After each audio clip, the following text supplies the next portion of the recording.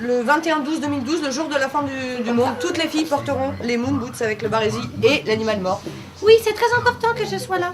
Qu'est-ce qui t'a poussé à monter Rita Citoyenne il y a un an? L'envie de monter une entreprise alternative qui tournait autour du vêtement, de l'écologie, de la récupération pour éviter que ce soit acheté et du fait de le faire profiter un petit peu à d'autres, et aussi l'envie de proposer des collections assez uniques de pièces anciennes ou en tout cas de pièces issues de méchinage. On a des pièces de haute voltige.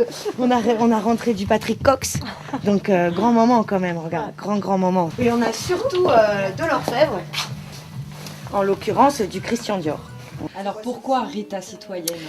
Pour plusieurs raisons. Déjà que je voulais que citoyenne parle à l'ensemble d'entre nous, parce qu'on est tous citoyens dans l'âme et on a tous une partie et une intervention à avoir sur l'autre et sur l'écologie en général. Et Rita parce que c'est la sainte patronne de toutes les causes un petit peu désespérées, des artistes, des bohèmes, des gitans.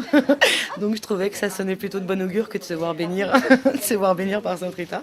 C'est pas une boutique comme les autres, ça c'est clair. Surtout dans sa volonté à elle de justement de ne pas pratiquer des prix qui sont exorbitants. Ici, c'est hors compétition. Bon, nous, ça nous illumine notre quartier, non ? On sait que l'associatif à Marseille a une grande force de caractère déjà et a une grande intervention sur les publics isolés. Et nous, on voulait arriver avec notre petite action, même isolée, à renforcer par le don qu'on faisait de 90% de nos stocks, renforcer un petit peu les besoins qu'il pouvait y avoir. Je pense que c'est quelqu'un qui a beaucoup de conviction, qui aime énormément ce qu'elle fait et que j'ai envie de suivre et que beaucoup de gens ont envie de suivre juste par rapport à ce qu'elle défend au niveau des vêtements, quoi, tout le fonctionnement avec les Emmaüs, le fait d'aider les créateurs, le fait d'exposer des artistes.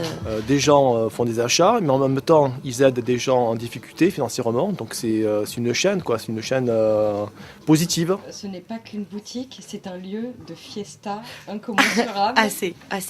J'avoue qu'on n'arrive pas forcément à séparer le festif de la fripe ou de la créa. Donc on fait souvent de gros événements qui tournent autour des nouveautés que je propose, d'un petit apéro et de créateurs. Donc ouais, c'est assez festif. On est venu avec nos fringues de Rita, on s'est déguisés, on a pris des personnages, on a fait des concours, qui est Farrah Fawcett, qui est Miss Marple.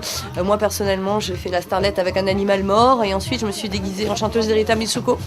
Je pense que j'ai réussi le look le plus laid de toute la création, j'ai gagné. On a une clientèle extrêmement variée et nous qui aimons vendre une mixité sociale, elle est très présente chez nous et ça nous séduit beaucoup et ça nous conforte vraiment dans l'idée que certaines idées sont défendues par un grand nombre, quelles que soient les catégories sociales, les provenances, les origines, marseillais, pas marseillais. On a vraiment beaucoup de chance aussi là-dessus, sur ça et sur la chaleur que les gens donnent à ce lieu parce que c'est un lieu qui est chaleureux, vivant et pour beaucoup on leur doit aussi.